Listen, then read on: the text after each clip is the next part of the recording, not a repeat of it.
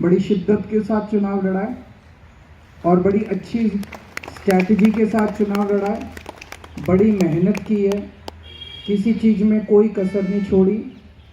तो हमें अपने आप को कंग्रेचुलेट करना है कि हमने अपना कर्म अच्छा किया। फल तो ऊपर वाले के हाथ में है, फल तो हमारे हाथ में नहीं है, पर कर्म में हमने कोई कसर नहीं छोड़ी। आप अपने भी लेवल पे सोच लेना कि मैंने काफ़ी सोचा कि ये वाला चुनाव दिल्ली के लेवल पे जो नैरेटिव था और बहुत सारी चीज़ें थी,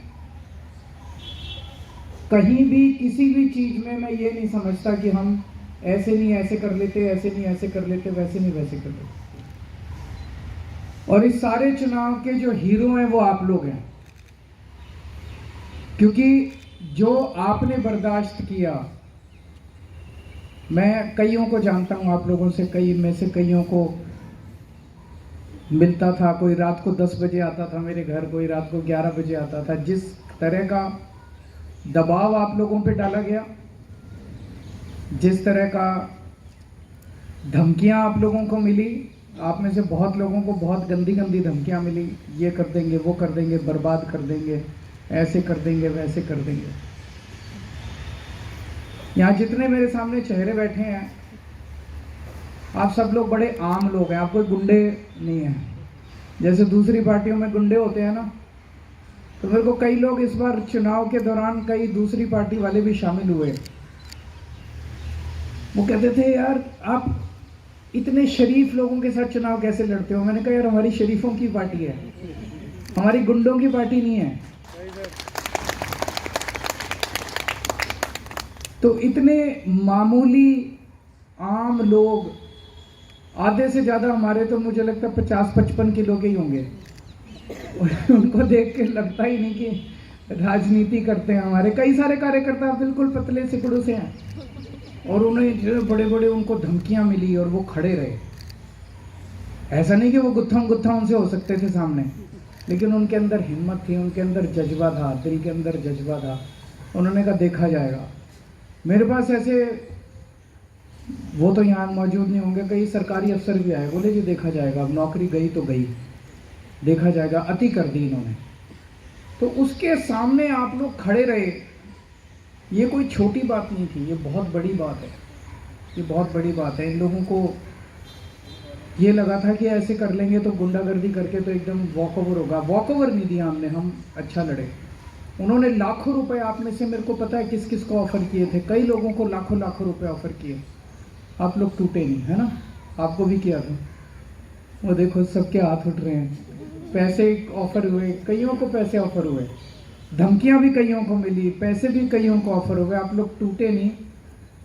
ये आपका भगवान के साथ रिश्ता है, जो आप लोग टूटे नहीं, आप सच्चाई के रास्ते पे अडिग रहे।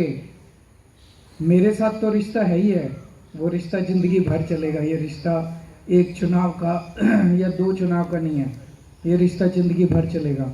लेकिन ये जो आप सच्चाई के रास्ते पे डटे रहे, ये धर्म का रास्ता है, और इस पे आपको अपने ऊपर गर्व होना चाहिए।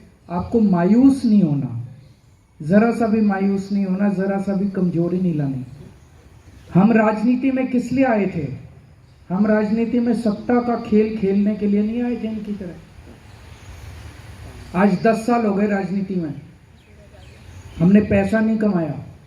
ये जितने आरोप लगाते हैं, लेकिन जनता जानती है, अगर जनता को पता नहीं हो, हमने एक पैसा नहीं कमा। हमने भी अगर इनकी तरह पैसा कमाया होता तो ये 1100 बांट रहा था, सोने की चेन बांट रहा था, हम हीरे की चेन बांट देते। ये एक जूता दे रहा था, हम 2 जूते की जोड़ी दे देते। हेलो हेलो हेलो, हम भी बांट सकते थे। हमारे पास बांटने के लिए नहीं था, और ना हम बांटना चाहते। हम इस किस्म की राजनीति खत्म करने के लिए आए हैं, इस किस्म की राजनीति करने के लिए नहीं आए। इस किस्म की राजनीति का सामना करने के लिए आए हैं। इसमें चाहे जितना टाइम लगे, लेकिन राजनीति को साफ करना, इस गुंडागर्दी और पैसे के बल पे जो चुनाव लड़े जाते हैं और जीते जाते हैं, हमने 2 चुनाव जीत के दिखाए, आगे भी जीत के दिखाएंगे। ईमानदारी से जीत के दिखाएंगे, बिना पैसे के जीत के दिखाएंगे, शराफत से जीत के दिखाएंगे, बिना गुंडागर्दी के जीत के दिखाएंगे। तो मायूस नहीं होना। दूसरी बात, 2010 याद करो, 2010 में कोई केजरीवाल को जानता था? कोई नहीं जानता था इस देश में। 2011 में अन्ना आंदोलन हुआ, 2013 में पार्टी बनी, 12 में पार्टी बनी नवंबर में, और 13 में हमारी सरकार बन गई। कोई सोच भी नहीं सकता था कि एक नई पार्टी आएगी और सरकार बनेगी। तो कुछ तो ऊपर वाले का कुदरत का खेल था, कुछ तो ऊपर वाले का चमत्कार था। तो ऊपर वाले ने कहा भाई दिल्ली की जिम्मेदारी संभालो। हमने ऊपर वाले की आज्ञा मानी, दिल्ली की जिम्मेदारी संभाली। 10 साल दिए ऊपर वाले ने। 10 साल में हमने पूरी ईमानदारी के साथ ऐसे ऐसे काम किए जो 75 साल में इस देश के अंदर कोई पार्टी नहीं कर पाई। अब ऊपर वाले को कोई और मंशा है, तो ऊपर वाले ने हमारे को कहा भाई बस इतना ही था, तो ठीक है। अब जब सत्ता से बाहर हैं, सेवा मत छोड़ना। अपने अपने इलाके में जो आप जनता की सेवा कर रहे थे, सेवा करते रहना।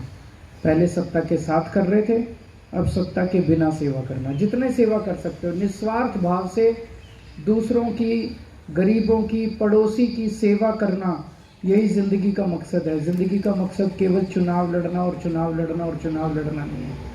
ये मत सोचना कि अब हम सत्ता में नहीं है तो अब 5 साल कुछ नहीं करेंगे। जो काम आप जनता के लिए कर रहे थे, पड़ोसियों के लिए, मोहल्ले के लिए कर रहे थे, अब आपके पास सत्ता नहीं है, बिना सत्ता के जो कर सकते हो उतना करना। कोई बीमार है उसका अस्पताल में इलाज करा देना, किसी का बच्चा स्कूल में नहीं है उसका एडमिशन करा सकते हो, एडमिशन करा देना। जैसे जैसे जिस जिस की सेवा कर सकते हो वैसे वैसे सेवा करना। सेवा में कमी नहीं आनी चाहिए। चुनाव आते जाते रहते हैं, ये जीते वो हारे, वो जीते ये हारे, ये चलता रहेगा। और अब जो भी मेरे घर में आए, हंसता हुआ है, स्माइल करता हुआ, एक बार जोरदार अपने लिए तालियां बजाओ। मायूस नहीं होना, खुश रहना है। और अभी पूरा वो बाकी है। अब पंजाब में लगेंगे, आपको सबको भी मैं पंजाब लेके चलूँगा, ठीक है? Thank you. और सब लोग चाय नाश्ता करके जाना। आप सब लोगों के लिए चाय नाश्ते का इंतजाम है। हार में भी और जीत में भी हौसले बुलंद रहने चाहिए। Thank you.